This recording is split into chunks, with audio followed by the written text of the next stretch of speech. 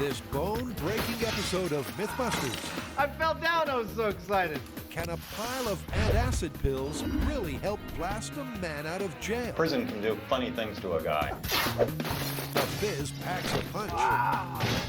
But is it enough to crack solid concrete? This is the big one. Then we turn out the lights on the struggle to smuggle. Let's go blind some drivers. Can an outlaw cash in by crashing the border at night without headlights? Oh, that sucked. And assuming it works, What? would anyone live to tell the tale? Who are the Mythbusters? Adam Savage I feel perfectly normal. and Jamie Hyneman. Pain is your friend. Between them, more than 30 years of special effects experience. Joining them, Grant Imahara, Carrie Byron, And I'm starting to get the idea that this shouldn't be done inside. Tori Belleci, and featuring Jesse Combs. That was awesome! They don't just tell the myths, they put them to the test.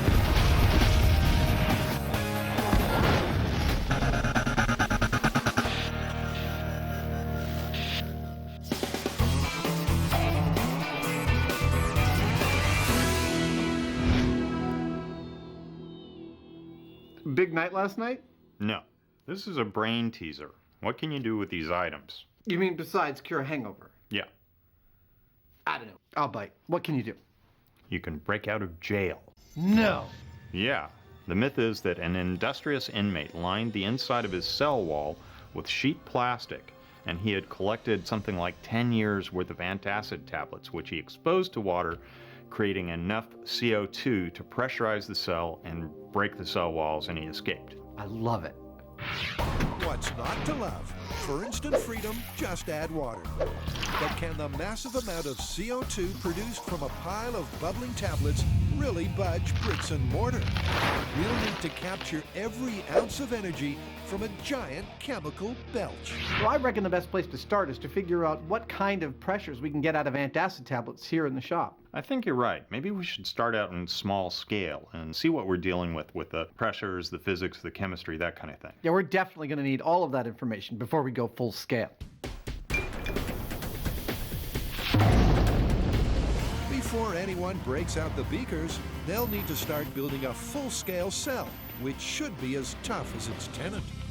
While normally people go to great lengths to avoid a prison cell, we've actually had to go to great lengths to get up close and cozy with one.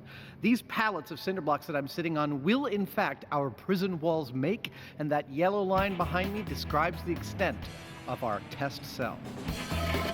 Construction begins inside Building 258 at the Naval Shipyard. This way they can't be stalled by bad weather. You can tell they're serious by the forest of rebar they use to anchor the jail to the floor. If you know us, you know we like to build everything ourselves, and we've built buildings before on the show, but in this case, since this story is all about the structural integrity of the building, we figured that we need some professional help, so that's why we've got these guys doing this. This building's going to be tough. In fact, it's far and away the sturdiest shack we've ever built. It's a cozy 10 feet long by 7 feet wide by 6.5 feet high, maximum security cell. He's got a lot better technique than I do. That's pretty clear. They're all like throwing it and stuff. I'm kind of impressed. It is pretty to watch. And hey, these guys are fast. This professional help thing is pretty good. This morning we had a yellow rectangle on the floor. This afternoon, most of a prison cell. But the day's only half done for Adam and Jamie. It's back to M5 to find out how much potentially explosive pressure they can hope to wrangle from the humble antacid tablet. Jamie starts with a volumetric test to see how much gas is produced by measuring the water it displaces. So you release the antacid into here, it expands. That expansion of gas pushes water out of this one into here, and whatever volume we get in here is how much gas was produced by the antacid. Ain't it great? I love it. Let's do it. There's more than enough water to make this work. Jamie pulls the quick-release magnet, and they're off and bubbling. Look at that. It works. And they've got a result in seconds. So it looks like one pill produces about 75 milliliters of gas. Yeah, about 80.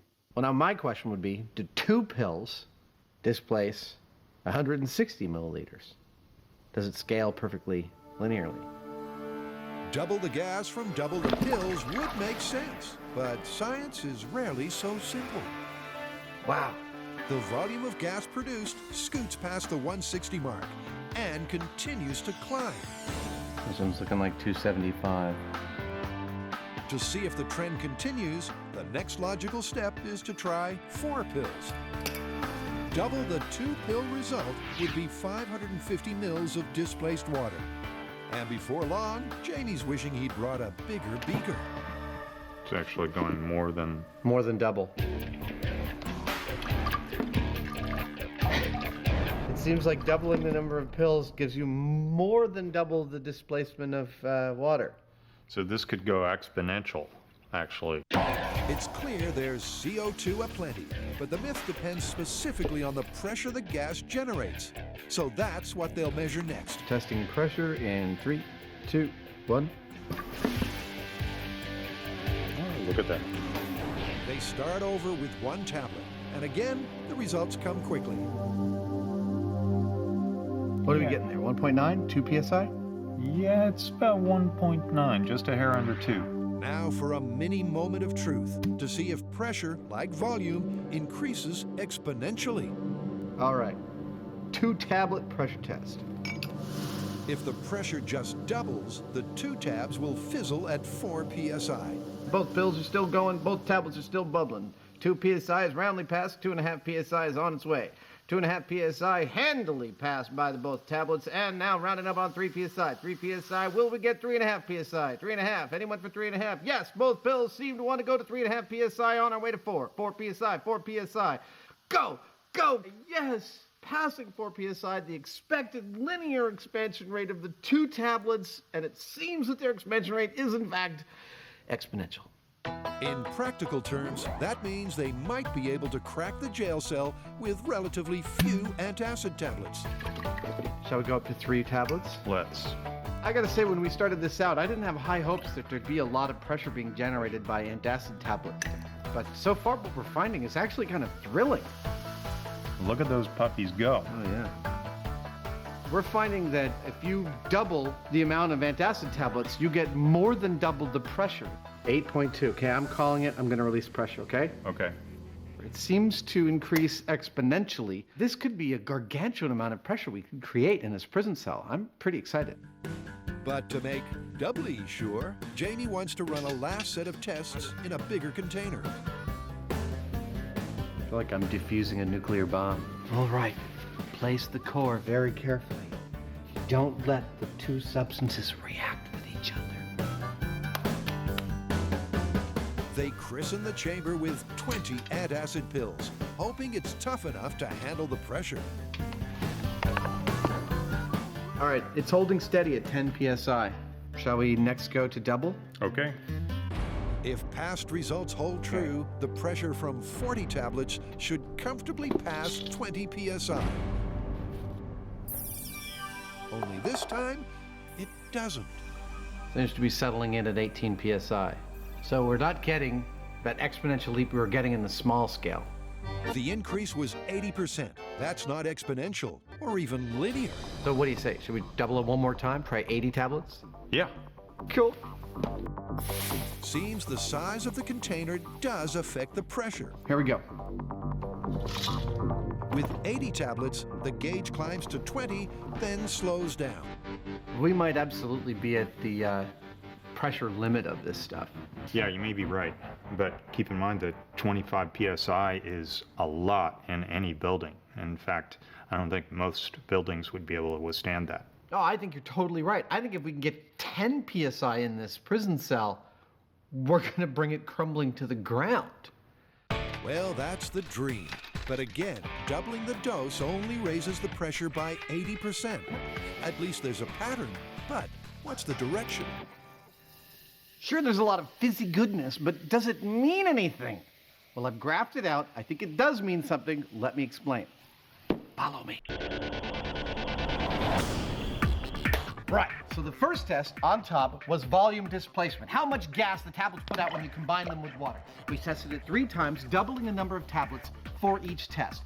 Now, we had an expectation that when we doubled the number of tablets, we'd get double the volume of gas, but this was not so. In fact, the improvement was much greater. 250% the amount of gas every time we doubled the tablets. That's an exponential growth rate. But what about the pressure? That was the next test we did. Again, testing it 3 times, doubling the number of tablets each time. And in this, we still saw an exponential growth, although a little less than what we saw in the volumetric test. About 150% improvement each time we doubled the number of tablets. Is it contingent upon the volume we're working with? Well, we wondered that too. So we went up to a 10-liter container here, doubling the number of tablets each time, and now we're seeing much more of a linear growth, about an 80% improvement every time. But the fact that this is slowly dropping concerns us. What does this mean for the full-size cell? Does this mean that when we get that big, the volume won't mean anything and that we won't get the pressure we're looking for? We don't know. There will be an answer unless Adam explodes first.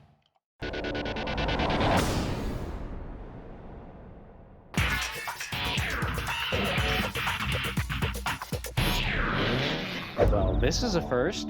What's that, doing a blueprint in the dark? Yes, but also a myth about smuggling in the dark. And we're not talking about your old-timey Barbary Coast pirates. We're talking about modern-day smuggling.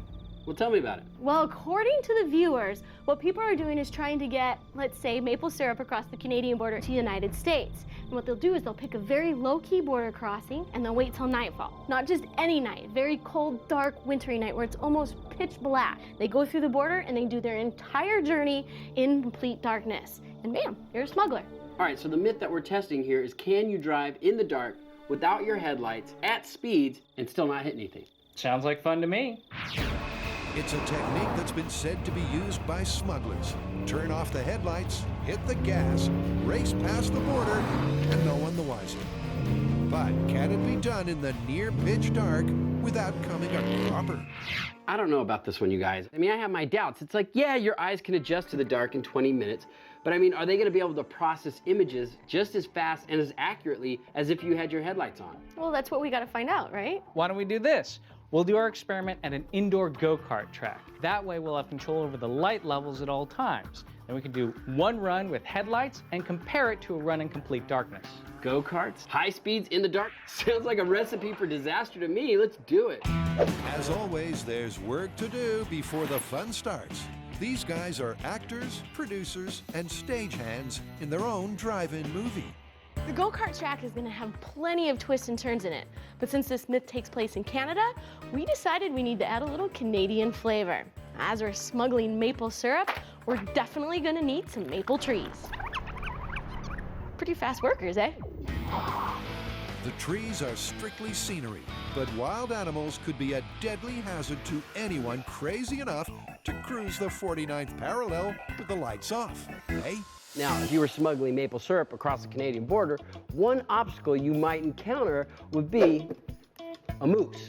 Now, I've made a moose before. However, that one was made out of solid rubber. It was actually designed to withstand an impact from a real car going 60 miles an hour. Wow! Did you see how high the moose got on that hit? For the record, that's what happens when a car plays chicken with a giant rubber moose. It's a result Tori's not anxious to replicate.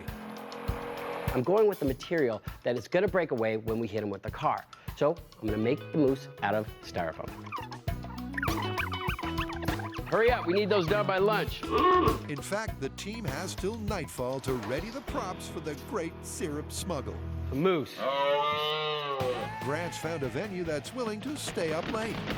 So to put this myth to the test, we couldn't just go out on city streets and drive around with no headlights. That'd be way too dangerous.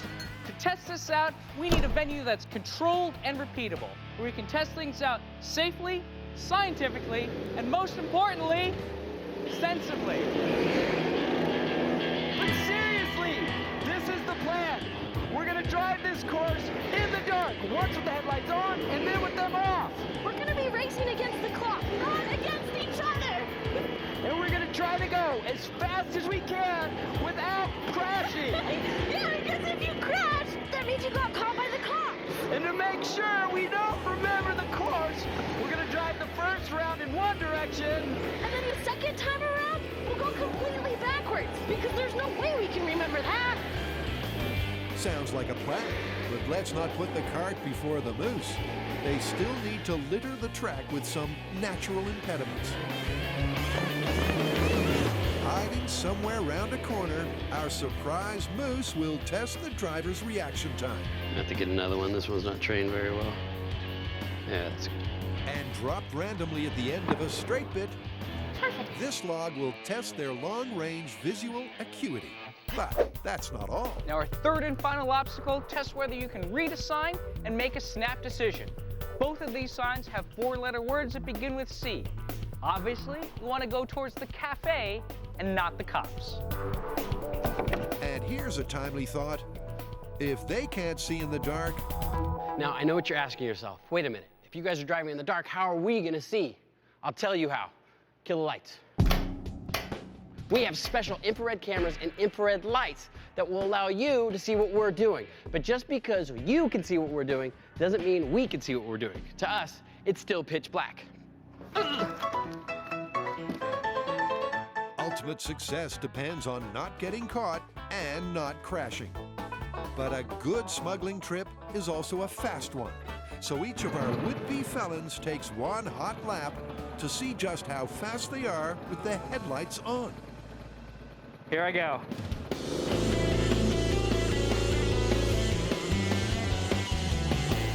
The track is tight and the moose is lurking, but Grant's not holding back. And he misses the Wait moose. for the log, wait for the log. He gets around the log. Approaching the finish without a scratch, it's Grant in provisional pole position. And he's going down the right path. That's pretty cool. So first Tori, then Jesse take their turns, anxious to beat Grant's time without bouncing the cars off the scenery. Unseen by the drivers, the obstacles are all repositioned from one lap to the next. They were all fast and faultless. No mean feat on a twisting track without streetlights. Lights. Oh. That was so much different than just regular daylight. Yeah, it's way scarier. All right, let's go check the leaderboard. What? It's glory for Tori, but just by a whisker. All right, well, at least you've got a control now. Yes. Now the hard part. It's time to drive in complete darkness. No headlights. Have I told you guys that I'm afraid of the dark? Perfect. It's gonna be funny.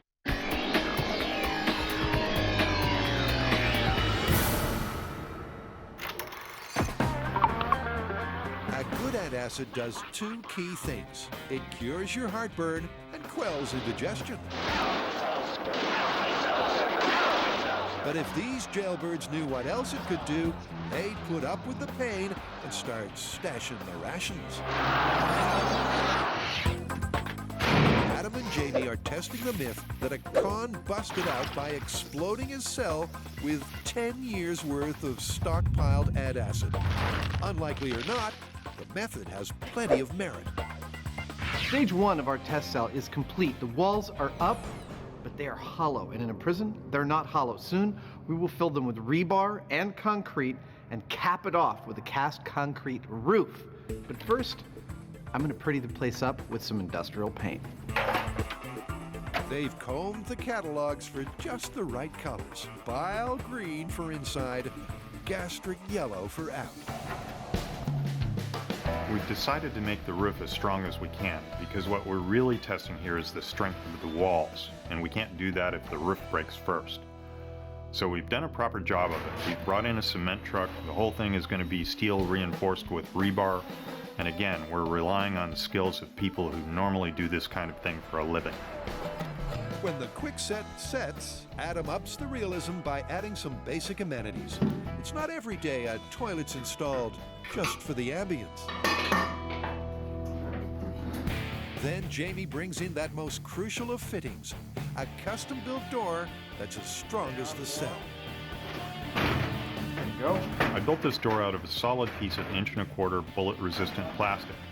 That's exactly the same material we use for the panels in our blast screens. It's set inside a heavy steel frame with very solid hinges. In fact, I'd bet this is actually stronger than a normal jail door. Look at that, it's actually fitting. They're not getting out. Let's go. Okay. With the cell now complete, that just leaves the giant plastic bag. And that's something they'll first test back in the shop. Well, this is a miniature version of our jail cell made out of glass.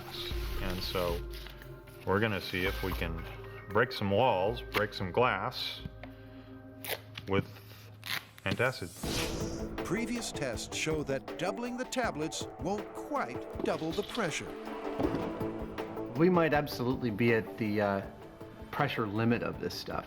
But the boys are aware that the PSI needed to breach those jail walls could be as low as 5 or 10. All right then, 100 tablets, here we come. It's a gamble they're betting will break the tank, as Adam supplies the wannabe escapees.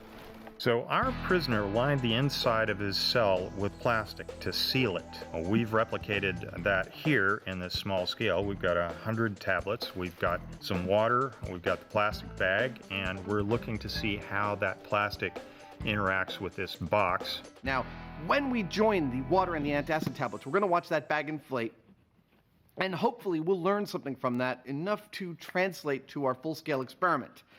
Hopefully we'll also see some breaking glass, and that's just because, well, we like breaking glass. So with a shimmy and a shake, there you go. They're set to pop.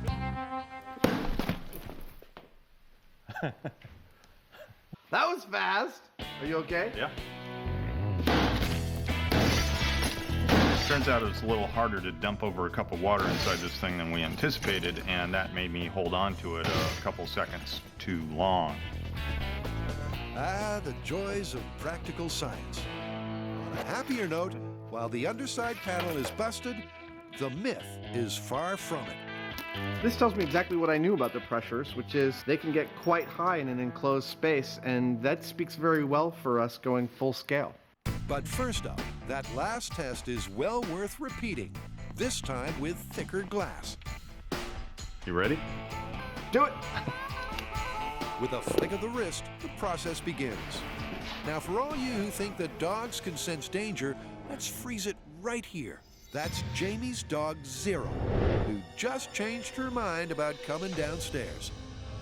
Wow, I can see it bowing up on top. There it goes! Oh, look, they actually escaped. They did! There's no denying it's a dangerous way to break out of jail. But if you survive, what a tale you could tell. Oh, I can see the top starting to bow. Wow! Look at that force! Well, keep in mind as well that only a fraction of those pills had actually dissolved. Yeah. So this was probably happening at, what, 3 or 4 PSI or so? Maybe only, yeah, I totally agree. Okay, a glass tank is not a concrete cell, but the figures are all adding up. This is good. I'm psyched. The pressures are real. I don't think there's anything to do now but go whole hog on this puppy.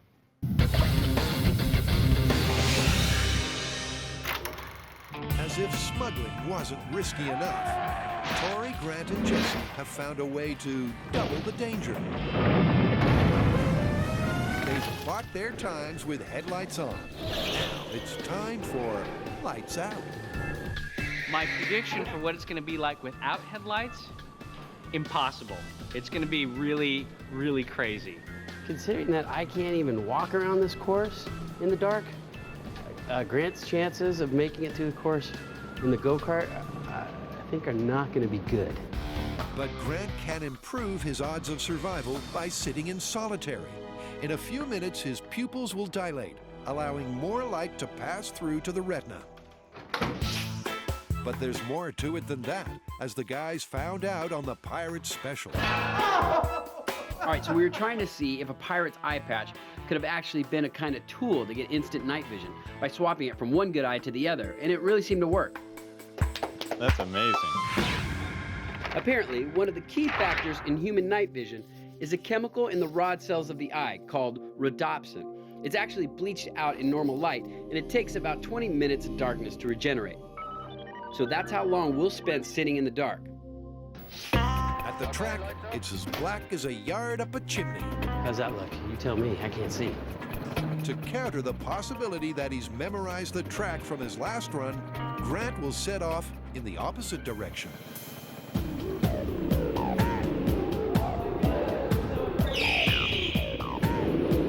This is one of those things that is just so crazy. If it wasn't for the sound of the engine and the squealing of the wheels, it would be just like a nightmare. Just these blurry shapes rushing past you, and then wham, something's right in your face. I mean, it is a totally surreal experience. After crawling his way around the rest of the course, Grant finally crosses the line. And the news is not good. You totally almost did it. Look, I was making such good time, and then there was a moose right in the middle of the road. And then I might have grazed it, and I hit the wall. You know what, I hate to tell you, from the get-go, you went down the wrong path, and you got caught by the cops. In other words, Grant flunked the test. But can Jessie do any better? At the very least, she's confident. I'm not afraid one bit. I'm kind of excited, actually. I don't know. I'm praying for the best.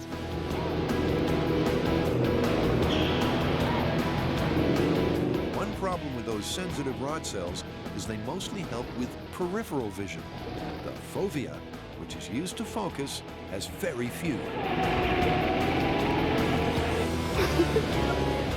It was fairly close to what I had expected. I knew I was going to be hesitant in stepping on the gas. She missed the moose, but latched onto the log. So if this was the real world, she too would have crashed and burned. I think I still have the log attached to me. And now for the man voted most likely to burn rubber in a drive-through. All right, so I have been sitting in the dark for 20 minutes. My eyes are completely adjusted. And you know what? I'm actually surprised at how well I can see right now. With nary a trip nor a stumble, Tori makes his way to the cart. The flag drops, and he's off to a start that's more like a stop. That was so hard. I couldn't see anything. I had to get like 6 feet away from the sun before I could even tell which way to go. Jessie, of course, had the same problem. But it's what happens next that shocks the fans. The lethal lack of light has turned Tori timid. Can't we just fast forward this? Not while he's doing it. You cannot see anything. I mean, you see shapes here and there, but you have no idea. You're going to crash into something at any moment. The fact that I didn't hit the moose or the log, I think I just got lucky. Tori was far and away the slowest. Then again, he's the only one who didn't crash or drive straight to the cops. I'm the only one that made the delivery, but I mean, look how long it took me. With a lap that was 4 times longer than his effort with headlights, this myth is veering off course. Then Jessie decides to steer straight for the cliff. And we're missing one huge thing here. What's that? What happens when a car comes in oncoming direction and shines their headlights right in our face? You know, that's a good point. I mean, that would totally ruin your night vision. It sure would. And in the interest of proper procedure, we're about to put that to the test.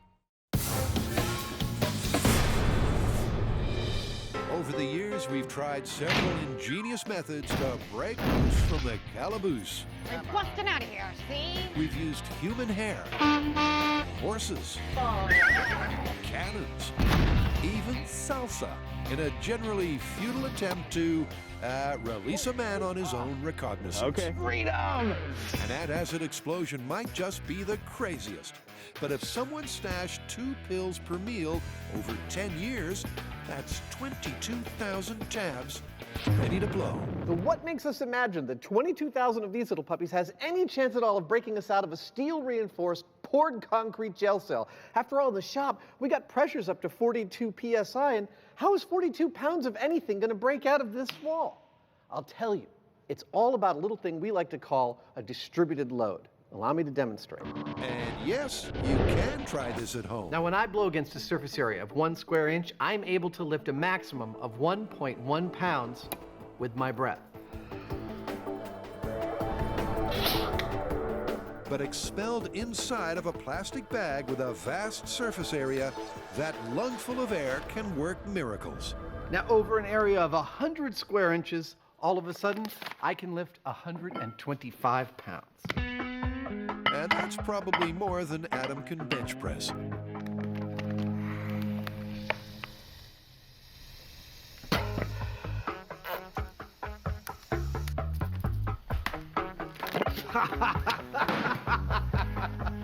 I fell down, I was so excited.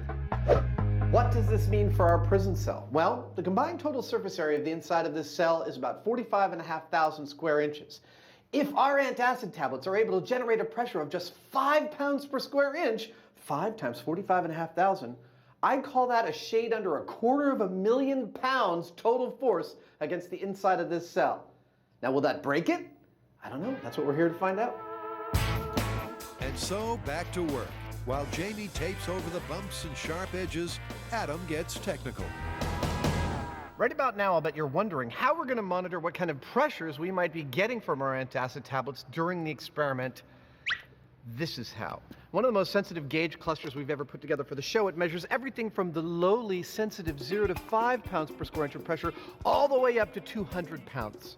Now, if we get anywhere close to this, I'm running, as the word says. Check this out.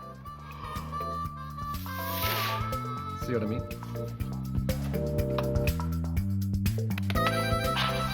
And now, with the help of some double-sided tape, Jamie and Adam start piecing together that vital component, the big plastic bubble.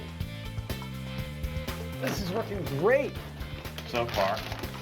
It looks less and less likely that one desperate jailbird could manage all this, building the bubble or even devising a way to get the water from the sink to the stack. But this is a case of not letting a good story get in the way of the facts.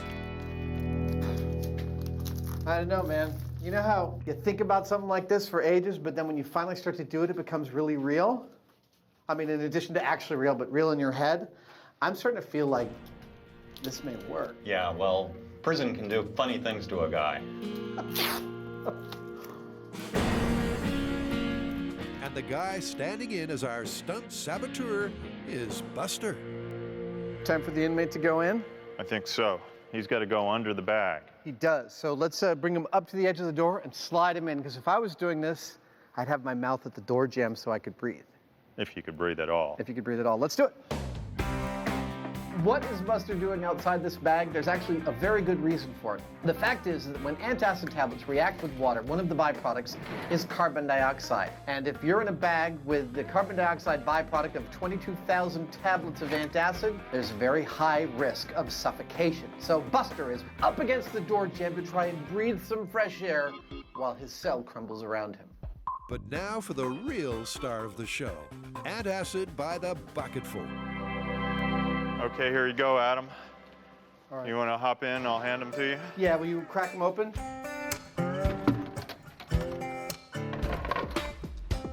Thank you. The tablets are heaped round the toilet and basin, right under the hose that's been pushed through a hole in the wall. Don't ask me how he hid these from the guards. I haven't the slightest idea. We're here to test the physics. It was in the mattress. The problem was the first time around he wet his bed. Bad idea. It's also possible that the older tablets in the myth might not fizz so well after 10 years. But like Adam said, this is more about the science than the story. I think we're good to go. All right, let's seal it up. All right. Will it work? Well, the math says it could. Honestly, I have no idea, but I tell you one thing, I'm not going to be standing near it when it goes off.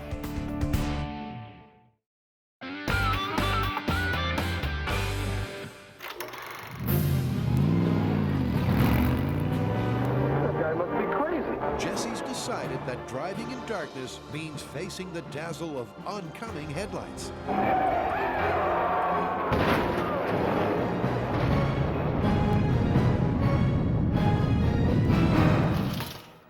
stand-in for an oncoming car takes him back to his robot roots. It's a combat robot that I built. I mount a pair of headlights to it, and we should be able to remotely turn them on as well as drive around in the oncoming lane of traffic.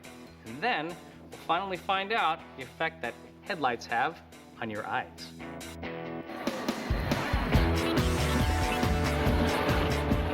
Good boy. Let's go blind some drivers.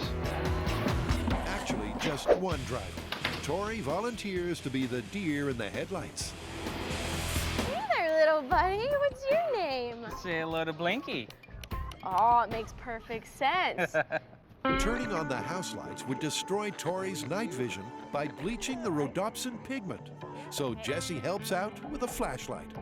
Here we are. Okay. The obstacles are reset, and Grant puts Blinky behind the wall at the first turn. This lap could be all over in a flash. There goes Tori, and here comes the other guy.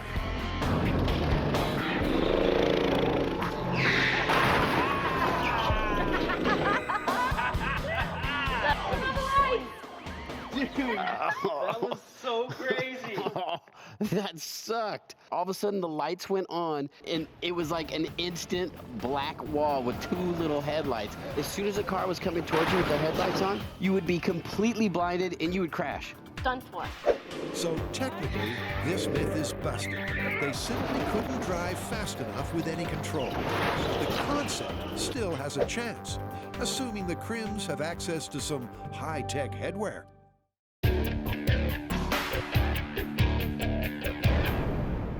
After days of exertion and experimentation, it's finally time to appraise the legend of Antacid jailbreak.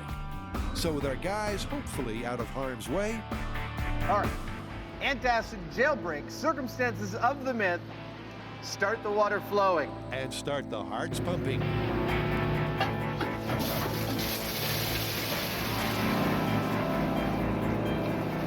I can see the plastic moving. Really? Yeah.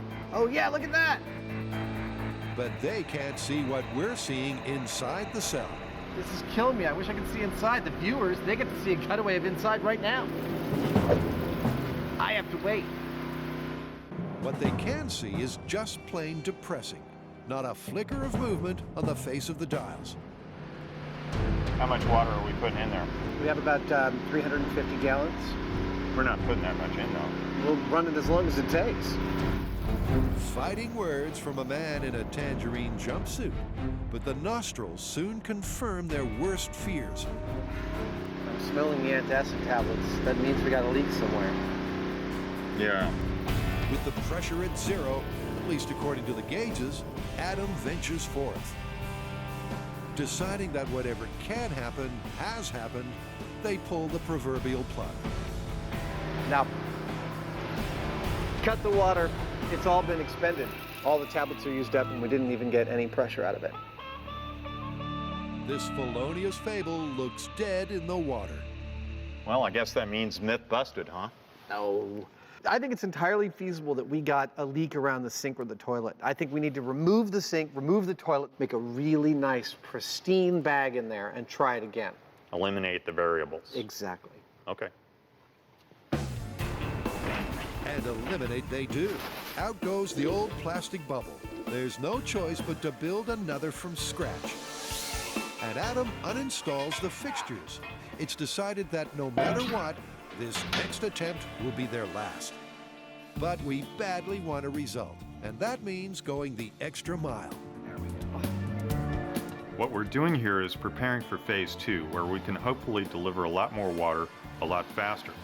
So to install a bigger pipe in the roof, we need to cut a nice round hole. Nothing like having the right tool, huh? And the tool for this job is the incredible carbide-tipped hole saw.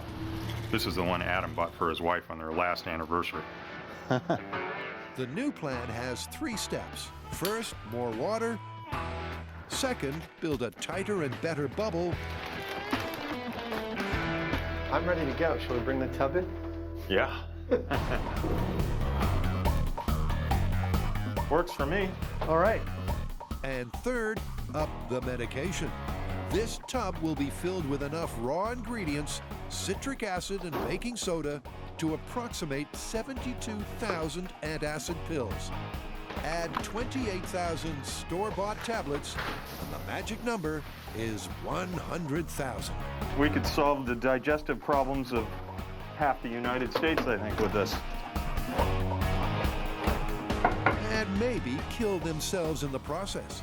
While Adam attaches the hose, Jamie reflects on the frailty of life. Looking at this building and how well it's built, it actually terrifies me. I mean, with pressure vessels, it's not like an explosive. You don't know when it's going to go off or if it's going to go off. It's nasty. It's either going to do it or it's not. This is the big one. This is for real.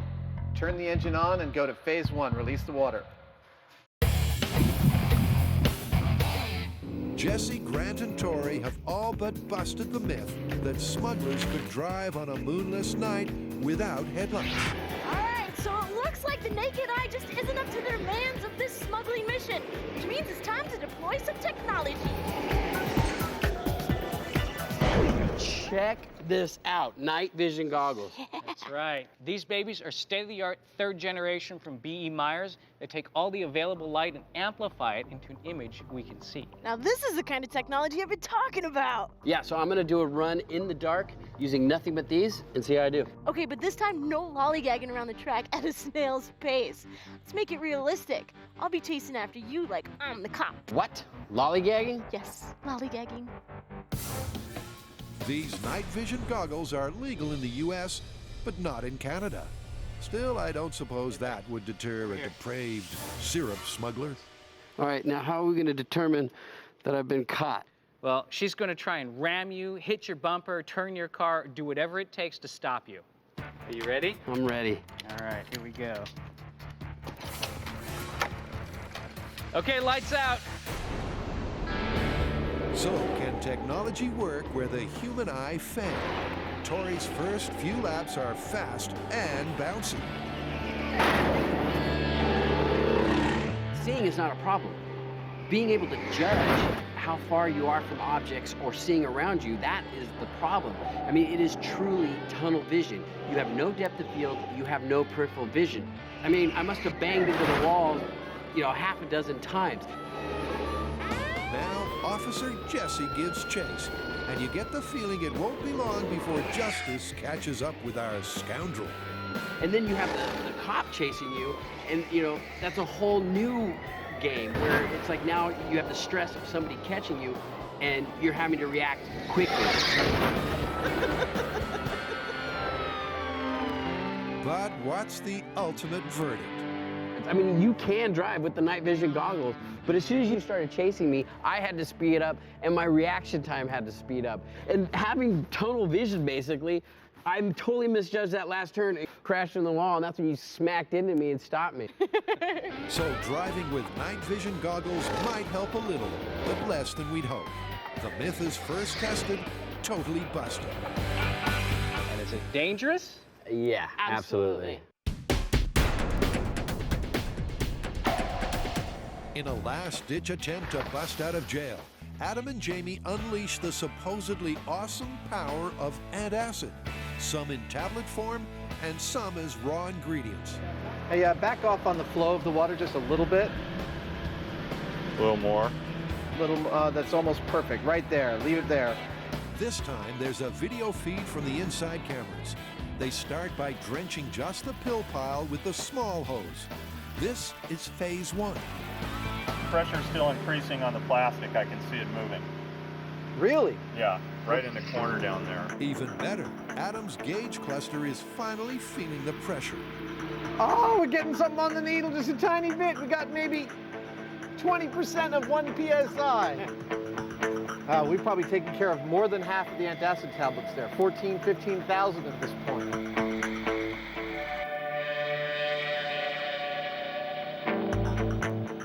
Am I crazy, or does that door seem like it's pushing out on the bottom? It is. Is it? Look along the rail on the bottom. Yeah. The door is pressing out on the top and the bottom.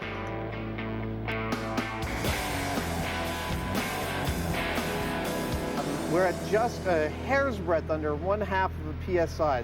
Yeah, the pile is almost entirely wet. The foam's crawled all the way up it.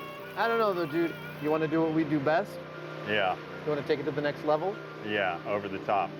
Cue the deluge. Let's go to phase 2 to turn everything up to full. Phase 2 is the tub and the fire hose. If it does what it should, we're just moments away from the world's biggest belch. There we go. Water's pouring into our tub. Okay, everybody. Oh, we're at 1 PSI. It's climbing like a rocket. 1.5 PSI. Look at the door. Eyes open. Guys, be careful. 2 PSI. The door's gonna go. 2.5 PSI. Oh my God. We're coming up to 4 PSI. And the door's...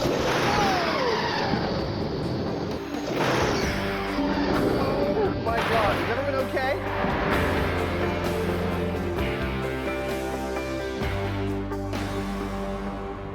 Oh, it actually worked. Dude. Look at that. Jamie's blast-proof door is bent like a straw in a cyclone. In the tub, the suds are still bubbling. The minute that fire hose opened up on the tub, it was like a virtual hurricane of CO2 coming up out of the tub. You could hear it, and within seconds, the door started to potato chip. This massive door that I built is just like creaking and groaning and curling from all of this pressure. It was agonizing to watch it.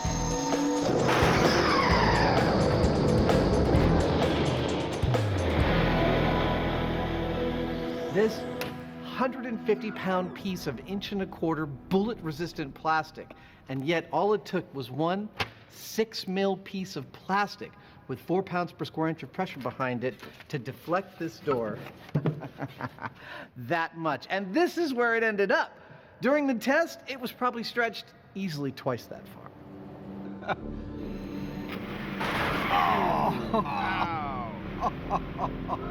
There it goes. That is a shocker. It's like a wave just slammed into that door from inside. It's a cracker result. But just where does that leave prisoner Buster? Let's posit that he's inside the bag. The amount of CO2 produced by the reaction? Sorry, buddy, but I call suffocation on that. And what if he's able to actually seal himself outside the bag during a reaction? Well, I'll just put it this way. The amount of force required to bend this door like this is more than enough to squish our poor inmate like a grape. So the myth, like the inmate, is all washed up.